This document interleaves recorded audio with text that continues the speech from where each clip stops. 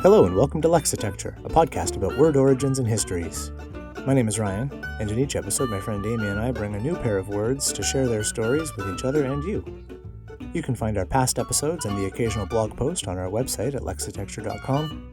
Follow along with us on Twitter and Facebook at Lexitecture, and if you really like what we do, you can support the show at patreon.com/lexitecture. Today's episode, Vulva toilet.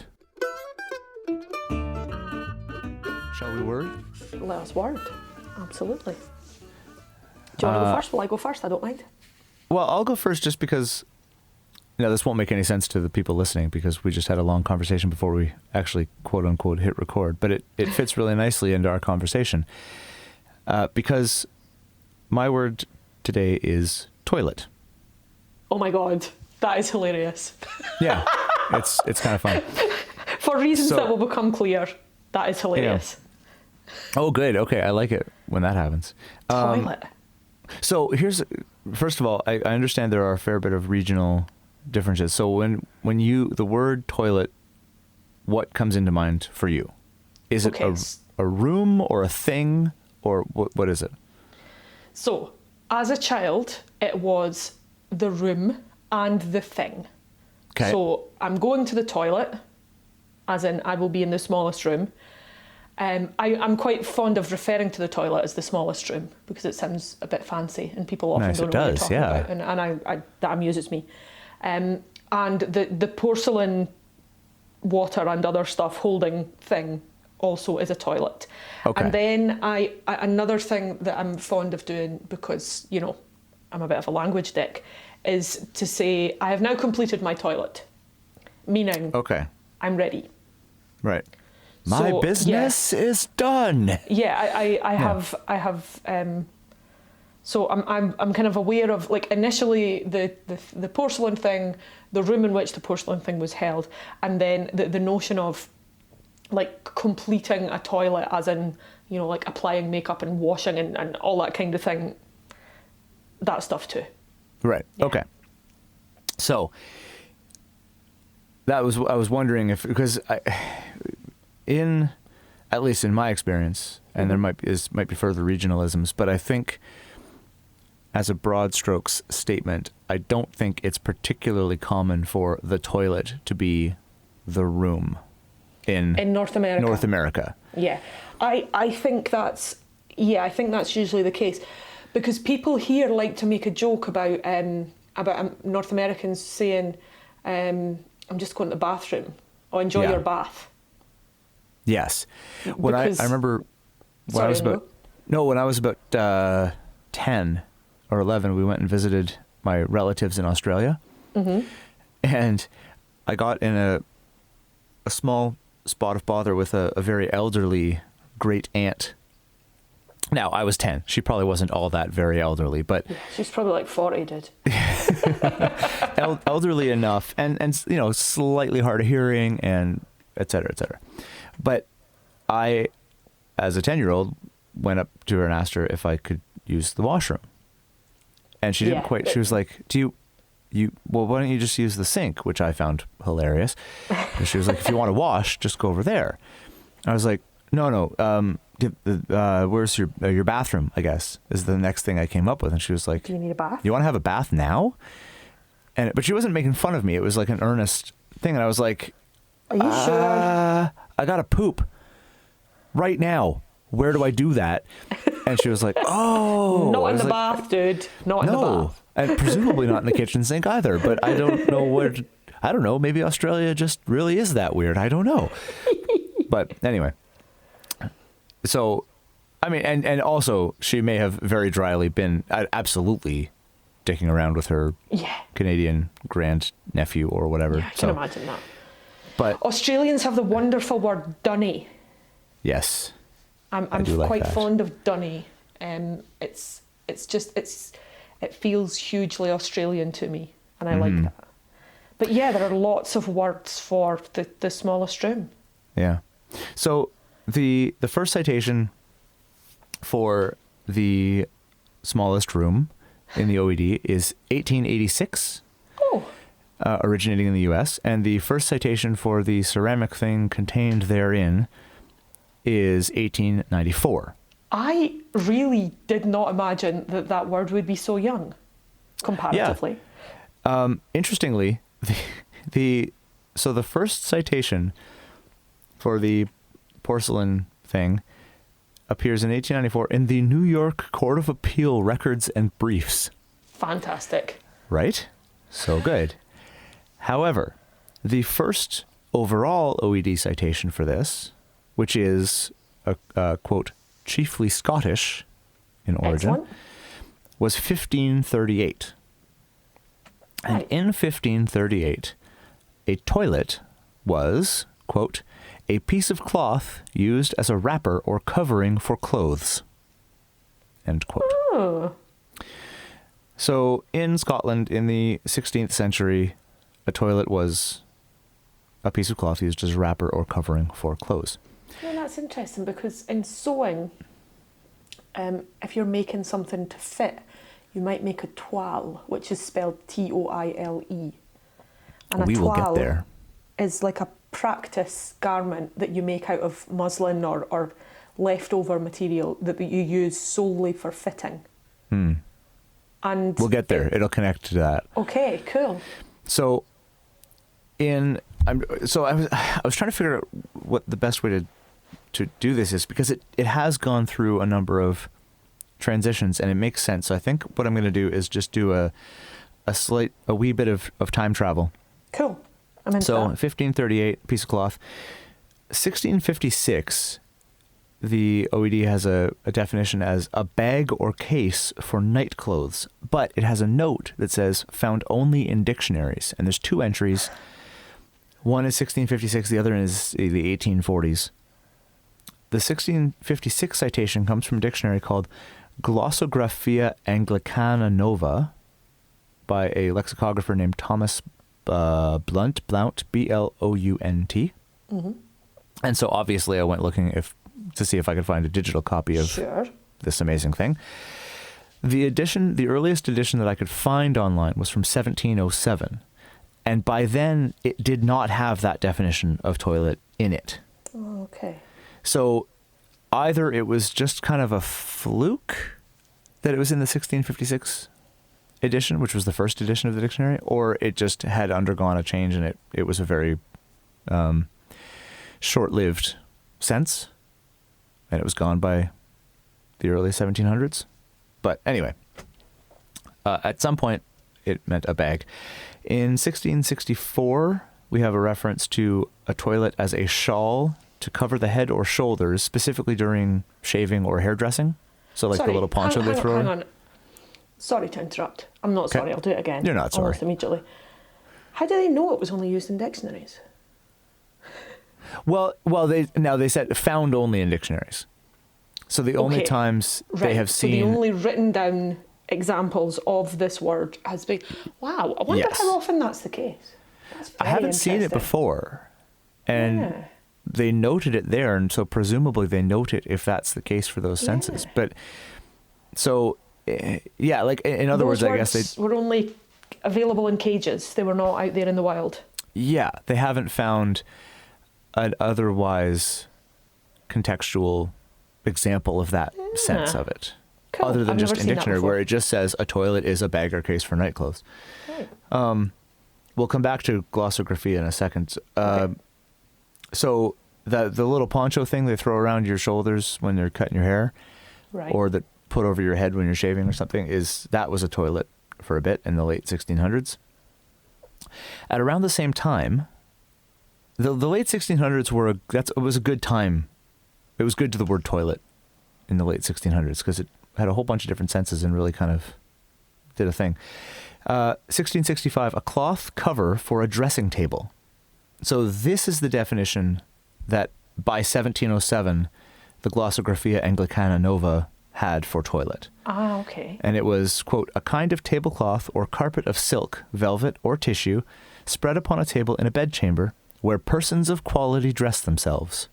Only persons of quality, of course. Obviously. Yeah, fancy folks use toilets, nobody else. Now, the 1665 citation demands attention because it is from a book called Comical Romance, and the sentence is, "Two gentlewomen masked and a little dwarf with his vizard lawn likewise came to undress him after they had spread a most sumptuous toilet on a side table." I feel like questions could be So asked. many questions. Yeah. I want to read Wow. Comical Romance from 1665 because Comical romance. that's a hell of an insight into that book, I think. I mean, you had my interest straight up with comical romance. I'm like, oh, do tell. Yeah, I like it. But two masked gentlewomen and a little dwarf with his vizard on likewise, Also, spreading I a feel sumptuous like toilet. comical romance is much better than rom-com. Yes. Oh, it absolutely is. We should retro-engineer that back into the English language. It should be a thing. Yeah. Yes, romical, comical. So other sort of late 1600s uses were, it started to refer to all the various accoutrements that persons of quality would use to get dressed and dolled up and presentable. So Toilet water, for example. stuff for, well, yeah, that's exactly it. Why do the French call it toilet water? This is why, because fancy people would put on toilet water to get ready. So, hair stuff, makeup stuff. And then it also was referred to, as you were saying earlier, the process and action of washing and prepping for an evening at court or whatever. Is this an interesting example of a case where noun beats verb? Oh yeah, the verb there. It does eventually show up as a verb, but not until like the 1800s. No. It usually goes noun verb. Does it usually go noun verb, or does it usually go verb noun? I never remember. I can never remember. It usually goes noun verb. I think it does. Yeah, the thing, and then the thing that the thing does. The action accomplished by the thing. The thing, and then doing the thing. I think that's how it normally goes. We had this discussion just last week too. It's amazing. Yeah. Do you ever hear yourself talking and think, I'm a moron? Oh, I don't mean you're a moron. I mean, I am currently thinking I'm a moron. No. Don't pack paddle. You were spouting facts. 1688 has an interesting sense, which was the reception of visitors by a lady during the concluding stages of her toilet, which... Now, I'm actually only 10 years old still, so all this stuff is hilarious. I'm struggling not to laugh at pretty much all of this. All of it. Toilets a sumptuous toilet? Come on. Yeah. That's funny. That's comedy gold right there. Someone visiting during your sumptuous silken toilet? Yeah, the concluding stages of her toilet. Like, that's a heck of a time to come calling. But just anyway. all of it. Also, so that was the 1688 citation. Within that sense, one of the subsequent citations in 1703, the sentence is, "You shall introduce him to Mrs. Claremont's toilet." Right? So it's just funny. It's just funny. We're 12 and it's hilarious. Yep. In 1752, it started to, at least in the written record, meaning a manner of or style of dressing, or sometimes a dress or a costume or a set of regalia or whatever, like was the person's toilet. Check out Gwendolyn's toilet. It's looking very spiffy. Look at that. And then in 1790, it started meaning the dressing room itself. Right. Which then you can see a fairly all this has a fairly natural progression that you can kind of trace through and follow the thread for. One that stood out pretty significantly was in the 1850s. It talked about the preparation of a person for execution, especially by guillotine. Oh. Because before someone was, I guess, properly beheaded, they had to cut their hair at the back of their head. So that was the prisoner's toilet was, Did that happen to humiliate them, or was it a practical situation? I didn't see anything that answers that conclusively, but I that hadn't occurred to me. I think it was just because it was just like cutting or trimming the hair on the back of the head to presumably try to avoid, I was going to say messiness, but you're lopping someone's head off. So want a good clean guillotining. Yeah, pretty messy already, I think. But that's yeah.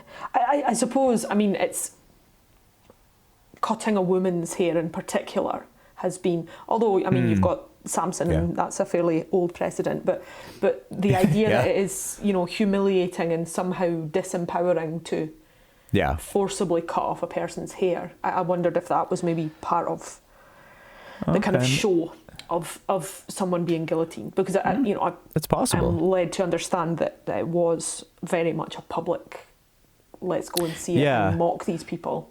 I kind of thought that maybe it was a connection, like it was a class thing, because the people who had and did and used toilets or whatever it was specifically for very fancy preparations. The bourgeoisie. So the upper class would have been the ones accomplishing their toilet.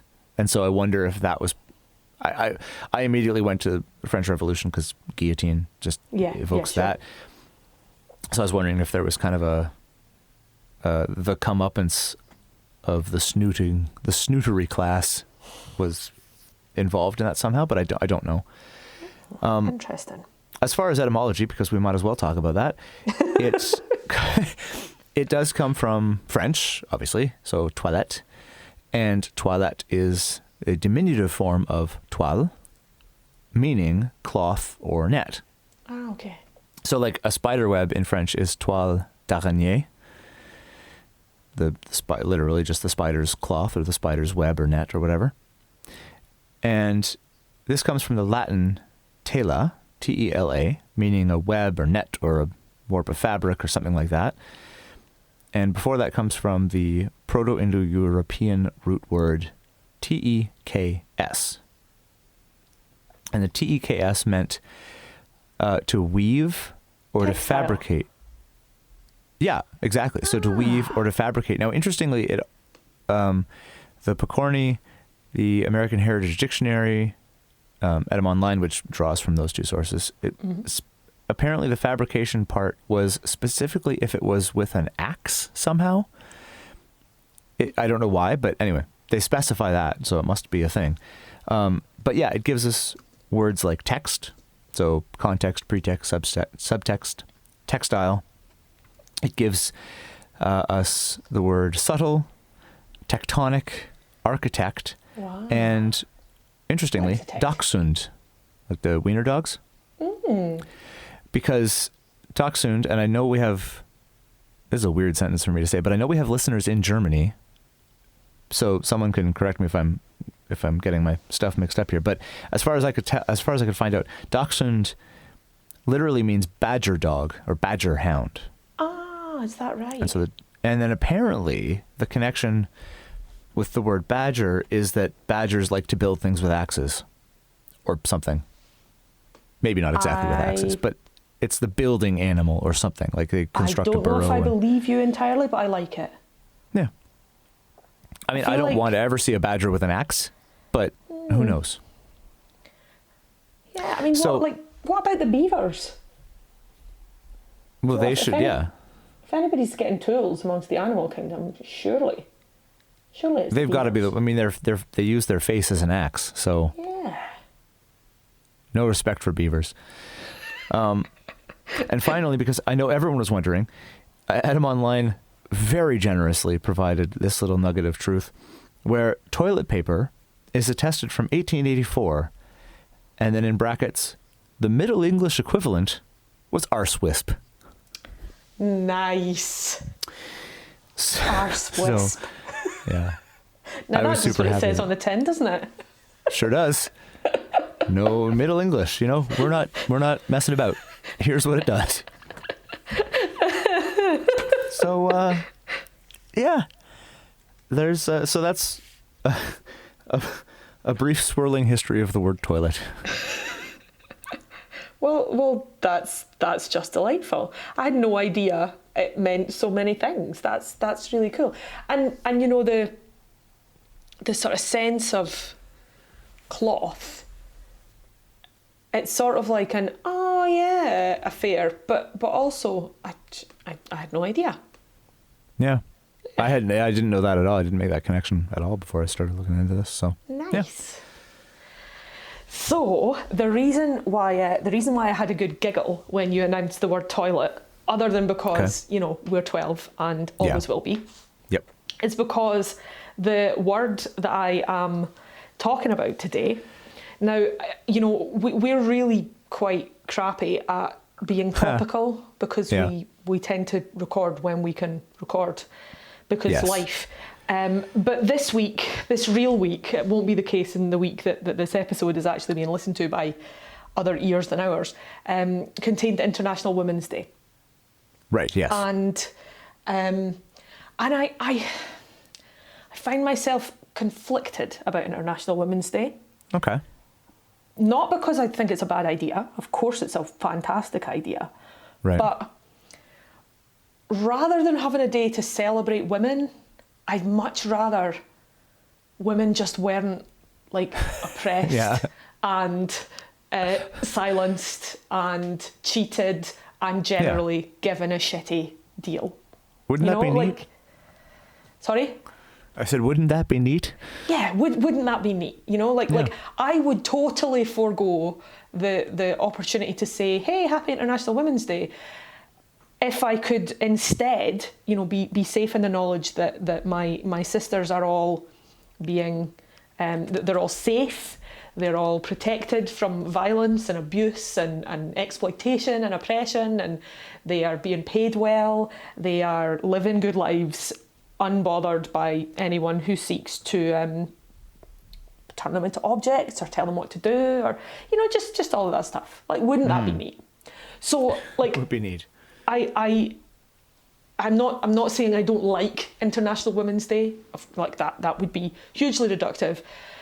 But I think that it's interesting that we have this day, and women absolutely should be celebrated, but also it doesn't feel like that much of a celebration to me yet. That's right. It's probably the best way to put it. Yeah. And I sent you the very, very wonderful Lovey Ajayi Jones, who is a fantastic. I read her book over the last couple of weeks, and I don't think I've laughed so much at a book in all my life. It's called it's called The Fear Fighter's Manual: Notes from a Professional Troublemaker. Nice. And Lovey Ajayi Jones is a Nigerian American writer, speaker, internet person, and oh my God, she's hilarious. She's just She's really great. I like her a lot. And she posted a link to this Twitter account that basically took any UK company that tweeted about International Women's Day, it then retweeted their tweet and said, at this company, women are paid the same as, more than or less than men, the median hourly wage. And they gave a percentage of increase, decrease. Yeah, that's awesome. So yeah, that really kind of sums up for me the notion that International Women's Day is a bit problematic. Lots of things to do with being a woman are a bit problematic. Now, let me pause to say that I am an incredibly privileged, relatively wealthy, comfortable woman. I have not ever suffered outright violence at the hands of a man, and give or take. But there are lots of women whose experiences of being a woman have been far less comfortable than mine have been. Right. And so anybody who sort of hears me say things like this and thinks, well, fuck you, you don't know what you're talking about, that's totally fine, because maybe I don't know what I'm talking about. If it relates directly to your experience, how could I know what I was talking about? However, my experience is, as a woman, a whole lot of bullshit to put up with, quite a lot of rage, generally speaking, going on. Yeah. And the word that I'm going to talk about today might give you a little bit of an insight into just some of that fuckery. Okay. And if you're not fond of strong language, then, I mean, firstly, how did you get to this podcast? Like, seriously, what are you doing here? Get a lot of the new folks. Also, there's going to be some of that. The word that I have been looking at this week, which is a fascinating word for lots of reasons, is vulva. Right. And so we laugh. Yeah, because vulvas are hilarious. Chortle. That same sort of reaction that we would have if we were talking about toilets and we were 12. Exactly, But also, vulvas don't tend to be hilarious because people don't use this word. No. They don't use it often enough. They don't use it accurately. And this is something that kind of piqued my interest in looking at the etymology of this word in the first place. A little while ago, I read a book by Harriet Lerner called The Dance of Fear. Long story as to why I was reading this book, don't need to get into that. However, I'm going to read you a little excerpt from her book. Okay. The chapter starts, "Would you like to join the V Club?" V is for vulva. I was in the locker room in the YWCA in Topeka, Kansas, when I overheard the following conversation. "That's his penis, isn't it, Mummy?" squealed a preschool girl, pointing at a naked baby boy nearby.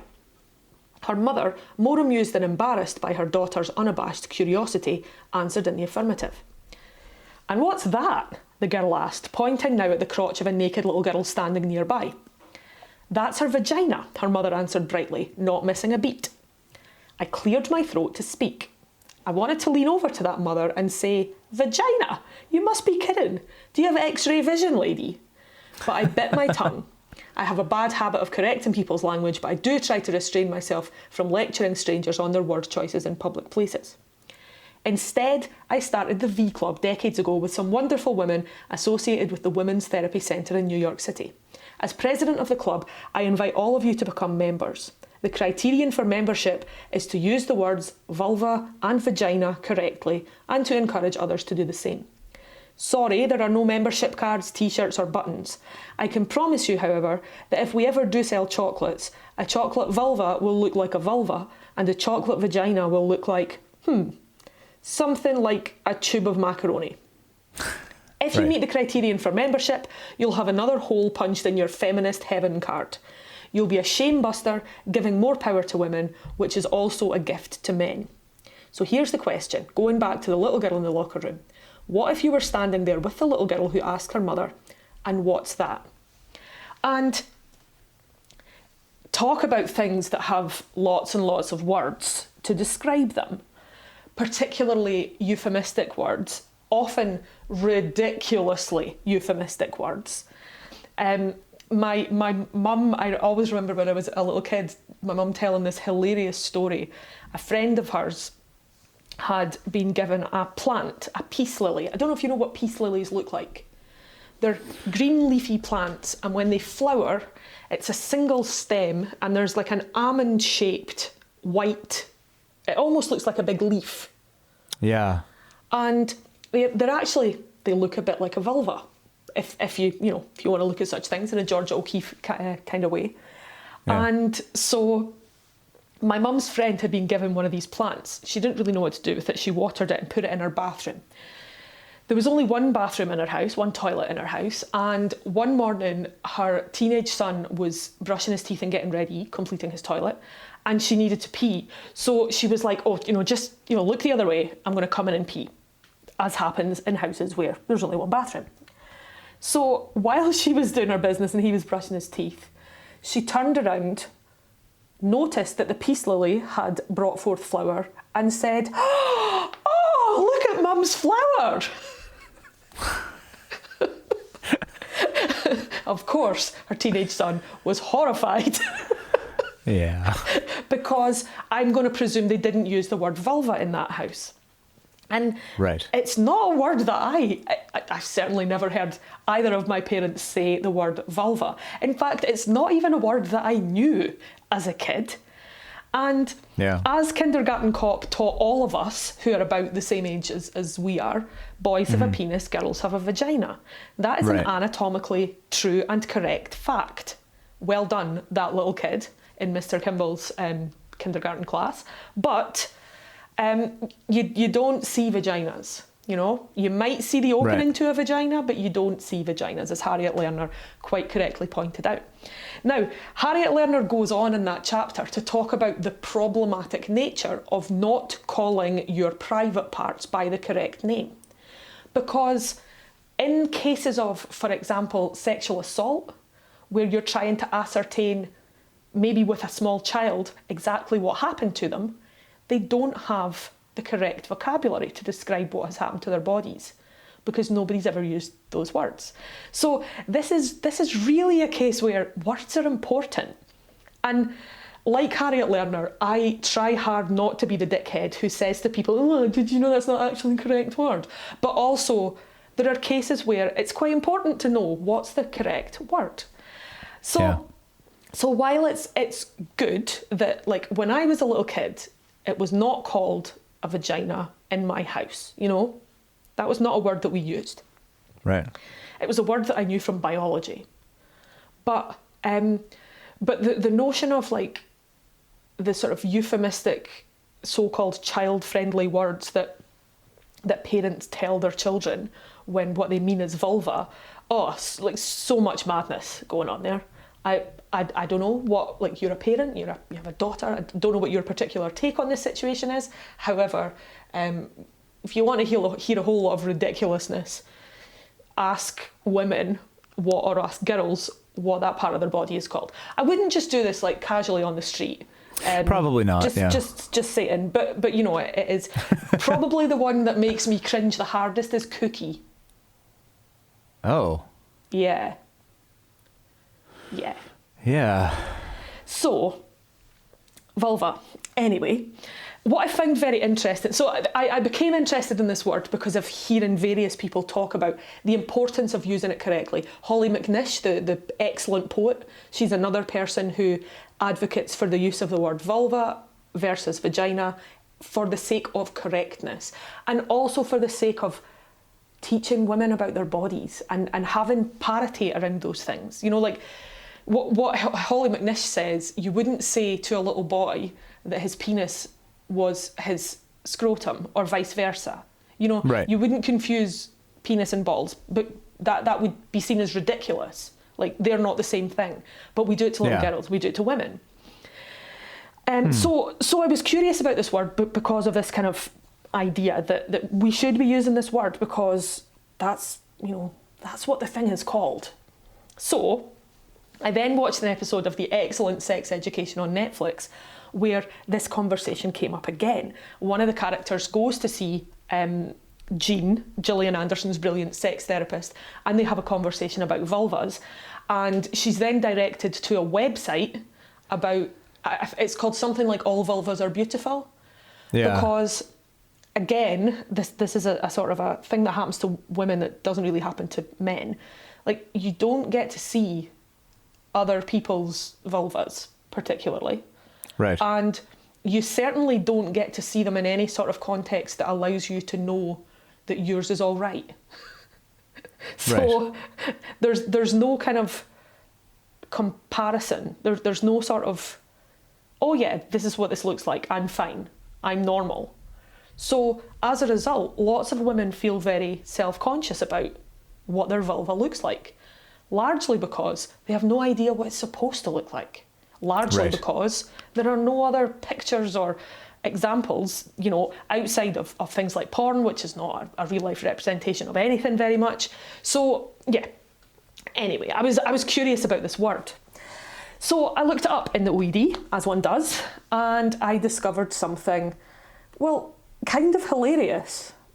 It's given, the definition is given, originally anatomy and zoology, the external or opening of the female reproductive tract, the female external genitals. And in humans and many other mammals, the vulva consists of the external and internal labia, the clitoris and the vestibule, containing the openings of the urethra and vagina. So the first citation given for this is from around about 1425.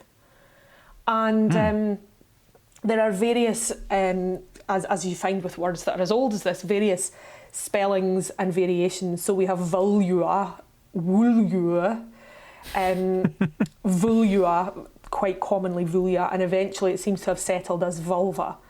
And those citations happen all the way through the centuries, you know, from the 15th century right up until the latest is given as 2003.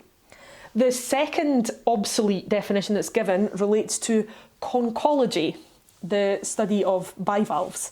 So in the shell of certain bivalve mollusks, an elliptical depression located behind the umbo is a vulva, which kind of makes sense. Again, in this world that we have where you can see penises all over the place, you don't see vulvas very often.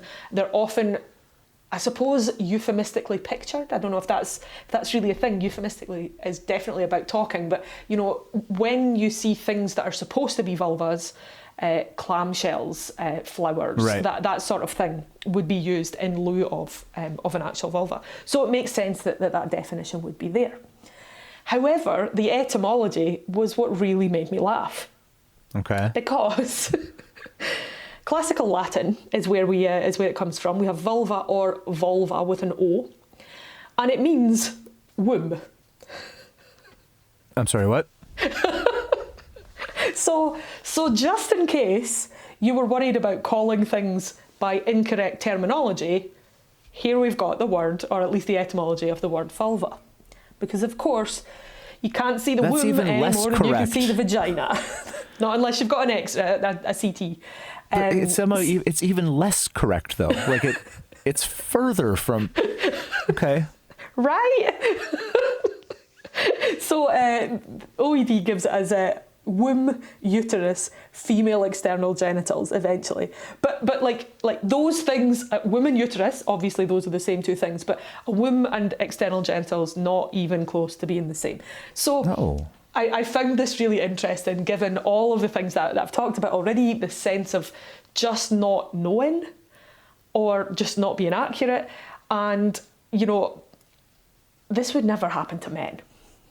No. Like, it's just, people are not like, oh yeah, the stuff that's in that area. It'd be like looking up the word etymology of the word penis and finding out that originally it was from classical Latin and it was used to refer to the spleen or something. Yeah. Like, what?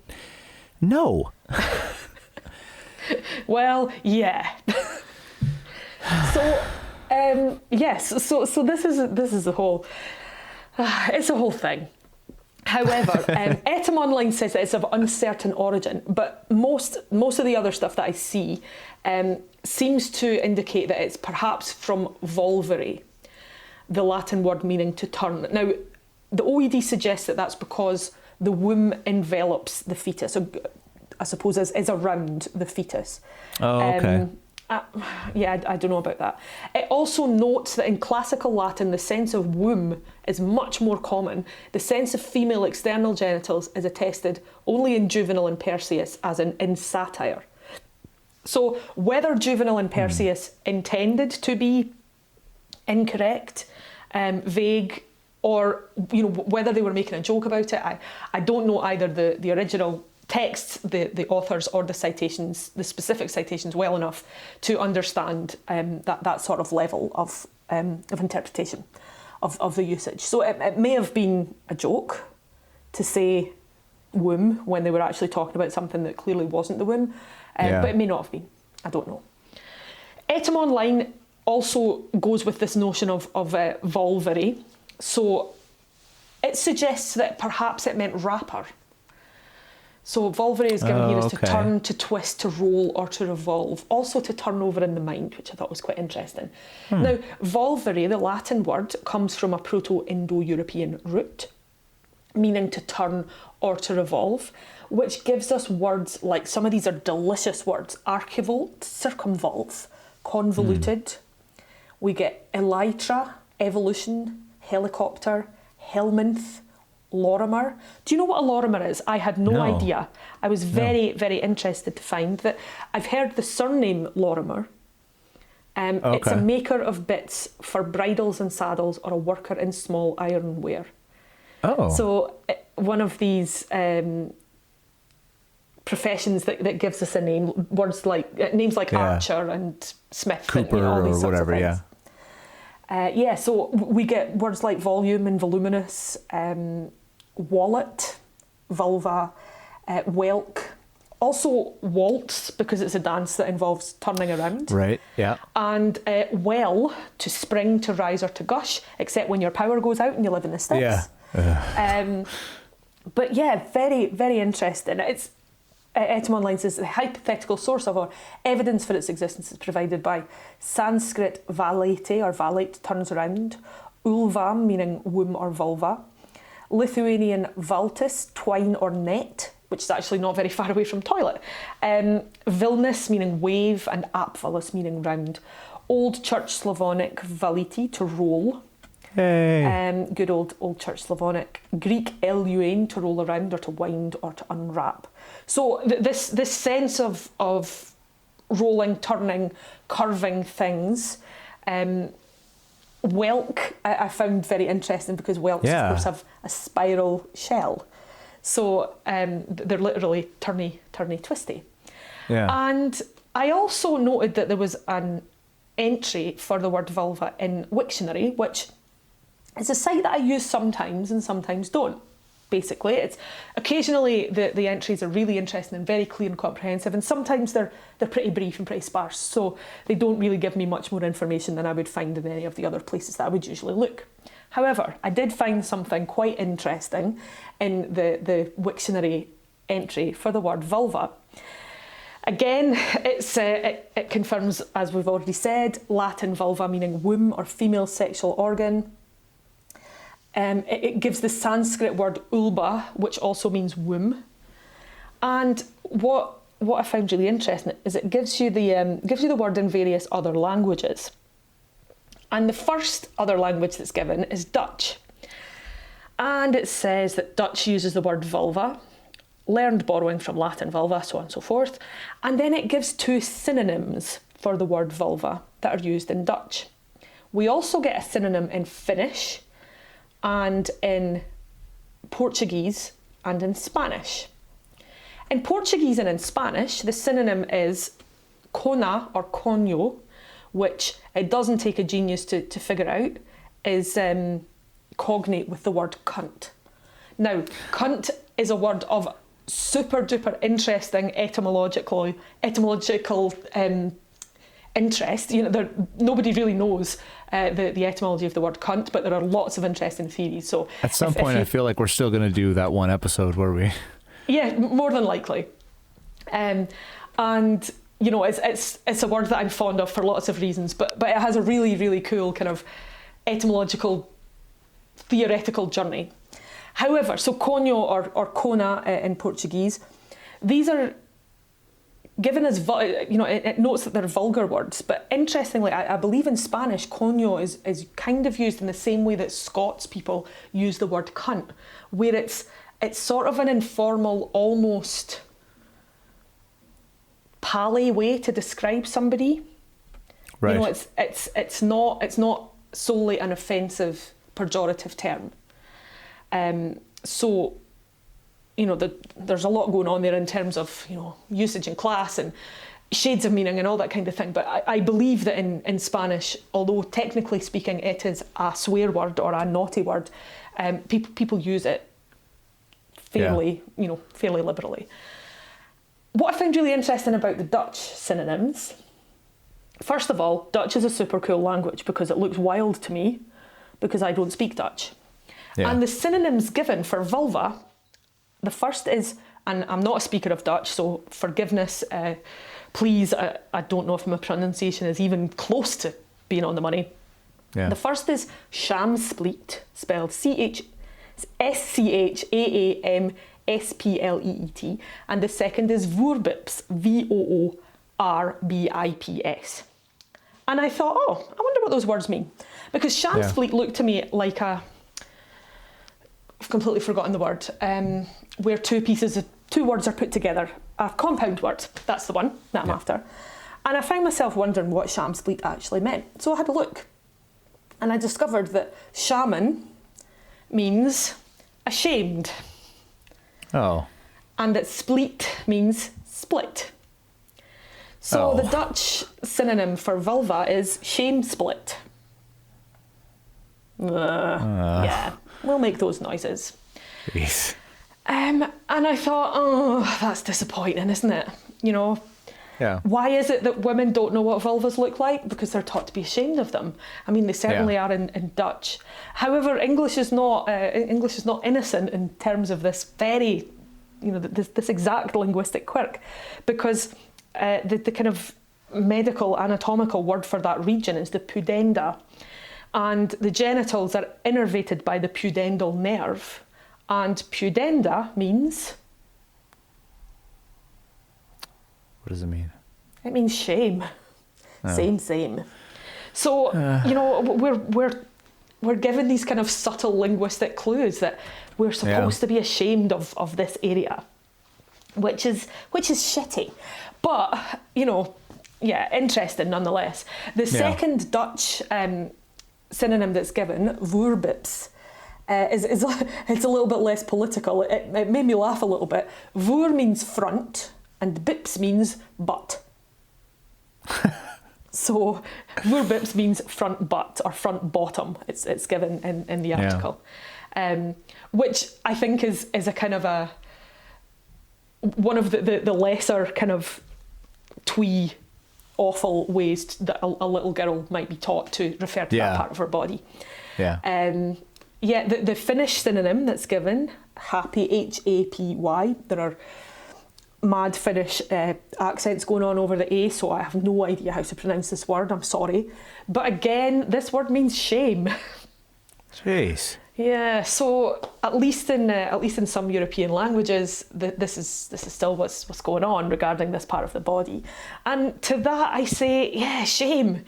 Not shame for the vulva, not shame for the word, but shame for the fact that we're still using these terms. I don't know how commonly used they are in Finland or in the Netherlands or in other Dutch-speaking places, but you know, it just, it felt a bit crappy.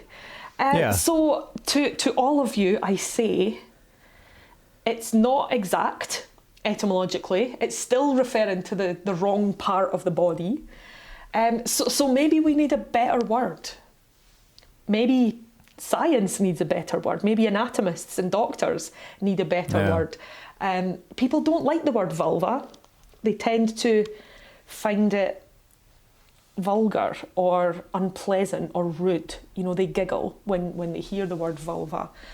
And perhaps that's because of that sort of sense of shame. But I think it's more likely just because we don't talk about these things. So as Harriet Lerner says, you know, join Team V and use the word vulva and tell people that you know what it means and that you know that it doesn't refer to the thing that the Romans meant it to. But, you know, these days, a vulva is what every single woman, half of the planet, should be a proud possessor of. But unfortunately, language doesn't necessarily give us that boost. So, viva la vulva. Yeah, there's a lot. There's a lot there. It's interesting, like because when we got back to the Latin sort of root of this and how it meant womb, my first thing was like, because I was thinking entirely backwards, obviously. I was thinking, when I said that's even further away, it's like they got it even more wrong. But of course, that's not true. It's just that the word traveled further from, like, just the satirists that used it to refer to external genitalia. They literally just called the vulva the womb in Latin. But then the fact that stuck, and the fact that I think the point stands about it wouldn't happen to, or about, male anatomy. Seems unlikely. Because it's, if someone was to carry on your analogy, if someone was to refer to the penis as the bladder, you know, like, or if someone was just like, oh, look, his bladder's showing, people would just be like, what are you doing? But these ancient Romans said, oh, look, her womb, there's her womb. And it's like, and presumably there were some people that were like, really? But enough people went, oh, all right, that it kind of just kept going from there. So the fact that people are still getting it wrong, it's just, this notion that, and like, if you want me to seriously get on my soapbox, ask me how I feel about the representation of and treatment of women within health systems. Yeah. Yeah. That's a whole other very, very long, impassioned conversation. But even things like, things as simple as the fact that the vast majority of drug trials, for example, are done on men because they tend to be more likely to volunteer, quite simply. Also, it's a bit inconvenient if you're a scientist and you've got a trial on the go and your subjects get pregnant. That fucks things up. You're not allowed to do various things. So you don't want to recruit women to your trial if it's, let's say it's a 10-year trial. You don't want any women because chances are they're going to have a baby and fuck up your numbers. Yeah. So even things like, do drugs work the same on men and women? Those are questions that can't really be well answered. And if you anatomy, if you study anatomy, you study male anatomy almost always. Yeah. If you're looking at a model skeleton, it will almost always be a male skeleton. If you're looking in a textbook, there will be a chapter on female anatomy, and every other part of the textbook will be looking at the standard male cadaver that that this stuff is based on. Yeah. And it feels a bit crazy to have women as the extra add-on. Yeah. That. Well, that's the root at the root of the whole discussion about the male default. Yeah. So you have hockey, and then you have women's hockey, or you have, whatever, and then you have, it's the women's version of this, like. And I mean, that whole thing. As I say, like talking as I am from my position as the possessor of a vulva, but also the possessor of a relatively privileged sort of life. These things are even worse for women of colour. Like just ridiculous, just crazy. And then the notion of like who's the default and who's in charge. If you look at the history of medicine, if you look at the history of the study of anatomy even, there's no room in there for women. There's no room in there for black and brown folks. There's no room in there for people who... That's not the case. It's not quite as much the case as it was historically, of course. But there are a whole lot of gaps and oversights, and sometimes you can say, oh well, people just didn't understand, and other times you can say, no, this has been a deliberate action. This has been about erasure, and it's been about oppression, and it's been about all of these things. So the language that we use is important, and I think as women and as supporters of women, the language that we use to describe parts of our body, that's also hugely important. Yeah, I think we should just make a note that when we're just talking about, particularly when we're talking about this, when we're saying we're using blanket terms, women. Yes, absolutely. We're like possessors of vulvas. Is we're talking about a better basically way to go. Cis women. Mm-hmm. And again, this is exactly what I'm talking about. Like, did I set out in what I was saying to erase trans women? No, I absolutely did not. My apologies, and that's you're right. That's an oversight, because it's all so complicated. Yeah. And it's complicated because of all of this stuff, of calling things the wrong name, of insisting on obfuscation, on not allowing people to talk, on implying that a part of the body can be shameful, a word can be shameful, all of this stuff. So,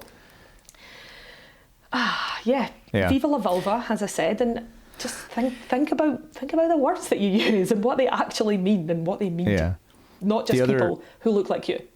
The other immediate thing that came to mind right at the very beginning when you said what the word you're doing was, and I don't know, I'm familiar with your level of historical familiarity with Twitter, but I'm not sure if you remember or were around Twitter for that time that a guy tried to mansplain the definition and difference between a vagina and a vulva to a gynecologist. Oh, wow. It's one of those like sort of touchstone moments in Twitter history, because The Guardian ran a story and the headline was "Me and my vulva, 100 women reveal all."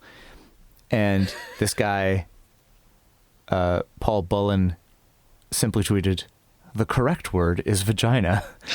And then he got ratioed to death because his tweet had 135 likes. It had 679 quote tweets, mostly with people being like, "Get a load of this asshole," and 1.3 thousand replies. And the chief reply was one of the quote tweets was a gynecologist named Jennifer Gunter, who basically said, actually, it's pretty important that we use the right words. And it's the same thing like that you're rightly pointing out. Like there are some real reasons to be accurate with the words we use. And she basically said, this, that, and the other thing, this is why it's not actually the correct word. Here's what this is and here's what that is. To which he, in classic belligerent Twitter mansplainer style, just continued to double down and argue with the female gynecologist who was telling him facts. And he was like, no, it's really not. It was a just flabbergasting thing, but that's one of the first things that comes to mind when it was the most epic example of mansplaining ever. Yeah, like if you wrote that in a work of fiction, people would say it was too, like, that's come on, that's too much. Yeah, that's Surely too ridiculous. No man. That could never happen. But yeah. Oh, it certainly did. When it comes to people being dickheads on the internet, almost anything can happen. Yeah, there's no bottom. There's no bottom at all. But anyway, yeah. Well, that's fascinating. Yeah. And slightly depressing. It is slightly depressing, but do you know what? I'm curious, and it was such a rabbit hole for lots of reasons.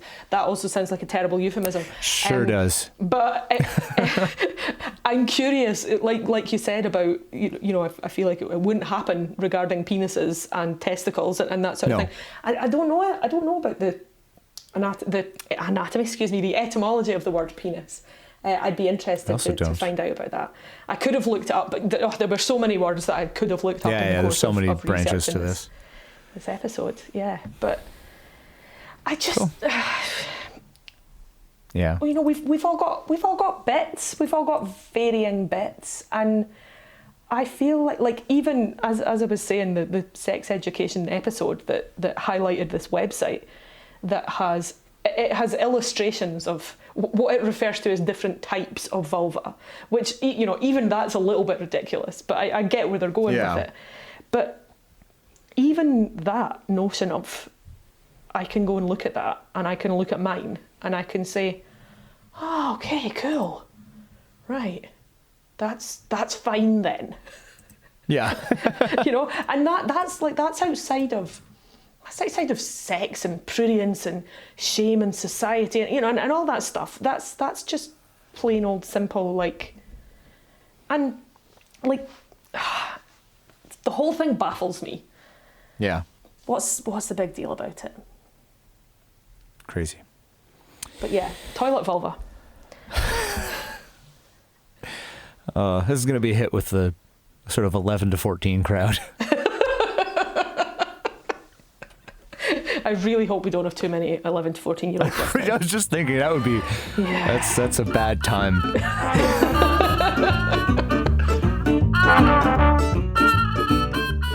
And that's it for another episode of Lexitecture. To get in touch with us about something you heard in this episode, you can email us at words@lexitecture.com. You can also follow along and talk to us at Lexitecture on Facebook and Twitter, and at Lexitecture Podcast on Instagram. For back episodes and the occasional blog post, visit us at Lexitecture.com. Thanks very much, and we'll talk to you again soon.